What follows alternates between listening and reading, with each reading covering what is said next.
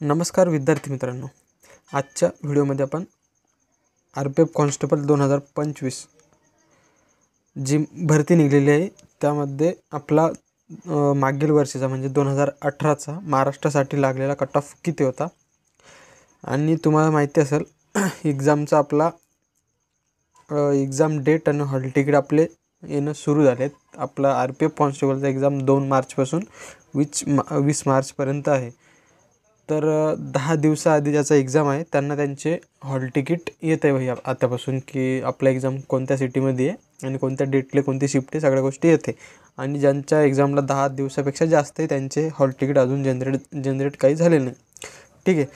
तर महाराष्ट्रामधील ज्यांना ह्या RPF कॉन्स्टेबलचा एक्झाम देणं आहे त्याच्यासाठी भैया महाराष्ट्राचा 2018चा मागच्या वर्षीचा कट ऑफ किती लागला होता हे जाणून घेणं महत्त्वाचं आहे. कारण की आपल्याला सेफ स्कोर किती राहील, आपल्याला किती अटेम्प्ट करावं लागेल पेपर, ह्या गोष्टी सगळ्या आपल्याला त्यांना क्लिअर होतील. आणि ह्या भरतीमध्ये किती कॉम्पिटिशन असते हे पण आपल्याला एक आयडिया लागून जाईल. ठीक आहे. तर ज्यांना हा पेपर देणं आहे जे सिरियस आहे तर त्यांच्यासाठी तर महत्त्वाचं आहे. आणि तसं पण RPF कॉन्स्टेबलचं ज्यांना भरेल फॉर्म बघून घ्या की कट ऑफ किती असते, काय असते, महाराष्ट्र कोणत्या झोनमध्ये येते आणि कसा कट ऑफ लागते, झोन वाईज लागते का कसं लागते, सगळ्या गोष्टी म्हणजे समजून जाईल तुम्हाला. लगभग सगळ्याच गोष्टी समजून जाईल कसा सीन आहे काय गोष्टी. तर सगळ्यात पहिले तुम्ही समजून घ्या. समजून म्हणजे काय तुम्हाला माहीतच असेल पॅटर्न कसं आहे. सगळ्यात म्हणजे सोपाच पॅटर्न आहे. 3च विषय असतात, मॅथ, रिजनिंग आणि GK. 35चं मॅथ, 35चं रिजनिंग असते आणि GK असते 50 मार्काचं. म्हणजे 120 क्वेश्चन असते तिच्याबरोबर आणि 120 मार्काला असते. 1.5 घंटा टाईम असते म्हणजे तुमचं 90 मिनिट. आणि निगेटिव्ह मार्किंग बाई तगडेवाली असते, 1/3ची निगेटिव्ह मार्किंग असते. म्हणजे की जास्त तुक्की बिक्की मारायचं काही काम नाही. ठीक आहे. तर तुम्हाला याचं पॅटर्न समजून गेला असेल की कसा विषय असते, पॅटर्नचं काय. तर आता आपण एक नजर टाकू प्रिवियस इयर कट ऑफवर. तर कट ऑफ समजायच्या आधी कट ऑफ लागते तुमचा ग्रुप वाईज, म्हणजे group A, group B, group C, group D, group E आणि ग्रुप Fपर्यंत. तर आपला महाराष्ट्रात कोणता ग्रुप येते, काय विषय, याच्यासाठी तुम्हाला हे समजून घेणं पडेल की आपला जे ग्रुप असतात ते कसे वाटलेले. म्हणजे ग्रुप A जो असतो तो SR म्हणजे साऊथ वेस्टर्न रेल्वे SWR.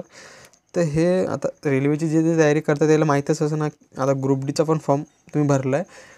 रेल्वेचा आपला जो महाराष्ट्राचा झोन असतो तो आपला येते सेंट्रल रेल्वे CR. म्हणजे आपलं मुंबई जे असते, मुंबई भाई कशामध्ये येते, CR म्हणजे सेंट्रल रेल्वे आणि वेस्टर्न रेल्वे हे आपले 2 महाराष्ट्राचे झोन आहेत. मुंबई आणि आपले बहुत सारा म्हणजे आपला महाराष्ट्राचा पूर्ण जो एरिया असतो तो कव्हर होते ग्रुप B मध्ये. आणि सेंट्रल रेल्वे आणि वेस्टर्न रेल्वे WRCRमध्ये. वेस्ट ह्याच्यात पण असते आपलं काही, WCRमध्ये पण असते, SECRमध्ये पण असते महाराष्ट्राचा काही भाग. म्हणजे आपला जो महाराष्ट्राचा कट ऑफ आहे तो ग्रुप Bवर, ग्रुप Bचा जो कट ऑफ असतो तो आपला महाराष्ट्राचा कट ऑफ असतो. ठीक आहे. तुम्हाला समजलं ग्रुप B म्हणजे महाराष्ट्राचा कट ऑफ, ग्रुप Bचा जो लागला असेल तो आपला महाराष्ट्राचा कट ऑफ आहे. आणि ग्रुप A हे तुम्हाला जर पाहिजे असेल माहीत. आणि हे ग्रुप D हे यात म्हणजे आपलं UP बिहार आहे ना त्या साईडचे, त्याचा कट ऑफ सगळ्यात जास्त असतं कायचा, ग्रुप Dचा. मी सांगतो तुम्हाला पुढं. तर आपला महाराष्ट्राचा कट ऑफ आपण जाणून घेऊ पहिला किती लागला होता भैया आपला कट ऑफ. ठीक आहे. तर हा कट ऑफ कधीचा आहे बघू शकता, RPF कॉन्स्टेबल 2018चा कट ऑफ आहे, ग्रुप वाईज आहे. तर बघू शकता ग्रुप Aचा कट ऑफ किती होता. OBCचा इथं काउंट नव्हता, हे इथं काही माहीत नाही भैया. इथं आपला ग्रुप Bचा आहे तसा बी. ठीक आहे. तर ग्रुप A मध्ये SCचा कट ऑफ होता 77.9. इथं असेल काही, हे प्रिंटिंगचे काही मिस्टेक असेल. ठीक आहे. तर ग्रुप Aसाठी बघून घ्या पहिला. आपलं तसं ग्रुप B आहे, आपला ग्रुप Bचाच बघू आपण. ठीक आहे. महाराष्ट्राचा कट ऑफ किती होता. तर OBCसाठी महाराष्ट्राचा कट ऑफ होता 89.126. म्हणजे आपला पेपर किती मार्कचा होता, 120 पैकी चालू आहे कट ऑफचे. 120 पैकी कितीवर गेला होता कट ऑफ मग, 89.26. कोणाचा, OBCचा. SCचा किती होता, 82.26 SCचा. आणि STचा किती होता, 78.68 ह्या STचा होता. ओपनचा किती होता, 89.42. याच्यात EWSचा नाही आहे, EWSचा म्हणजे EWS त्याच्यानंतर आलं तर वाटतं. 2018चा कट ऑफ आहे त्याच्यानंतर, म्हणजे याच्या भरतीच नाही आली त्याच्यानंतर. ठीक आहे. तर तुम्हाला कट ऑफचा एक अंदाजा लागून गेला. किती होता. आणि हा फिमेलचा बी बघून घ्या. महाराष्ट्रात फिमेलसाठी बी जागा असतात. ह्या भरतीत बी आहे. ह्या भरतीत तुम्हाला माहीत असेल 4208 ह्या वॅकन्सी आहे. कशासाठी? टोटल वॅकन्सी काहीतरी 4400 आहे. त्यात SIच्या पण आहे. RPF SI. आपण कॉन्स्टेबलची गोष्ट करायची, फक्त 10वी पासवर एक्झाम असते RPF कॉन्स्टेबल. ठीक आहे. ह्या वर्षी 2025मध्ये तुमच्या वॅकन्सी किती आहे? 4208 वॅकन्सी आहे. आणि ह्यावर्षी मेन आपल्या महाराष्ट्रासाठी फायदा काय की आपला पेपर व्हावा मराठीमध्ये पेपर होणार आहे. तर आपला थोडाफार फायदा होऊन जातो त्याचा. थोडाफार म्हणजे पद्धतशीर फायदा होतो, काही विशेष नाही त्याचा. आणि सांगायची गोष्ट झाली म्हणजे ह्यावर्षी जो मेन काय म्हणतात त्याला, जो कट ऑफ आहे. आता तुम्ही इथे बघू शकता आपला ग्रुप बीचा कट ऑफ तुम्हाला समजून गेला. फिमेलचा बघून घ्या. OBC फिमेल 54.30, SC 51.39 आणि ST फिमेलसाठी 51 पॉईंट आणि URसाठी हेच म्हणजे लगभग 60च्या दरम्यान. आणि मेलचा किती होता? लगभग 80 ते 90च्या दरम्यान होते मेलचे बंदी. हे महाराष्ट्राचा कट ऑफ होता. आणि हे ग्रुप डीचं बघू शकता. मी तुम्हाला सांगितलं होतं ग्रुप डी म्हणजे हा UP बिहारचा जे झोन येते याचे कट ऑफ पाहून किती खतरनाक वाले होते. OBCचा 120 पैकी 120 मार्क डायरेक्ट. 120 पैकी 120 म्हणजे नॉर्मलायझेशन बी असते. तुम्हाला समजून जाईल ते नॉर्मलायझेशन काय असते नंतर. नॉर्मलायझेशन म्हणजे तेच की तुमचे मार्क नंतर वाढतात बघा. 2, 4, 7, 8, 10 मार्क जे असेल ते वाढतात नंतर. तर ग्रुप डीचा 120 पैकी 120चा कट ऑफ म्हणजे रिअल कट ऑफ बरं. 120 पैकी 120 भया ते UP बिहारचं खतरनाक नेक्स्ट लेवलचं कॉम्पिटिशन असते. आणि त्याच ठिकाणी हे ग्रुप ईचं बघू शकता तुम्ही. इथं एवढा कट ऑफ काऊन कमी लागला असं की हा जो झोन आहे ग्रुप ई बघून घेऊ आपण कुठं असते. ग्रुप ई बहुतेक हे नॉर्थ ईस्ट फ्रंटियर रेल्वे ते तिकडं आपलं अरुणाचल प्रदेश आणि त्या साईडचं आहे. तिकडं भैया कट ऑफ कमी असते. आणि आपल्याला एक ॲडव्हान्टेज हे असते की आपण कोणत्या बी झोनमध्ये फॉर्म भरू शकतो. पण भैया कोणी पण आपलं जे होम झोन असते, आपल्या घराजवळ जी ड्युटी असते तेच प्रेफर करते. ठीक आहे.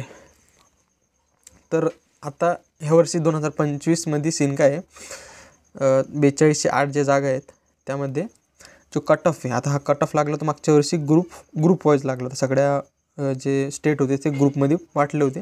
पण आता ह्या वर्षी जे आहे तो कट ऑफ लागणार आहे ऑल इंडिया. म्हणजे भैया काही ॲडव्हान्टेज कोणाला भेटणार नाही.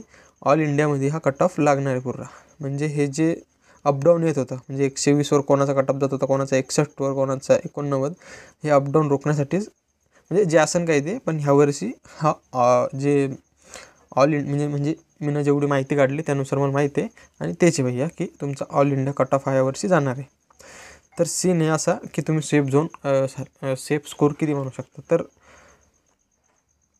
माहिती अंदाजाने तुम्ही 90+ भैया महाराष्ट्रासाठी तुम्ही पकडून चला. 90+ म्हणजे 80 ते 90 पकडून चला तुम्ही. एवढा तुमचा कट ऑफ लागू शकतो. मागच्या वर्षी एवढाच पकडून चला, एवढा लागू शकतो. कदाचित त्याच्यापेक्षा जास्तच जाईल कारण की 2018ची गोष्ट होती ती. आणि ह्या वर्षी 2025 आहे आणि जागा पण त्यापेक्षा कमी आहेत. आणि एक गोष्ट तुम्हाला माहिती आहे, पेपर एवढा काही अवघड राहत नाही. पेपर हा इझी असते. आपला पोलीस भरतीचा थोडा जास्त असते लेवल. आणि SSC GD ते जे पेपर ज्यांना दिले असेल त्याच लेवलचा पेपर असते. जास्त काही हार्ड राहत नाही पेपर. होण्याचा कट ऑफ भैया सही असते.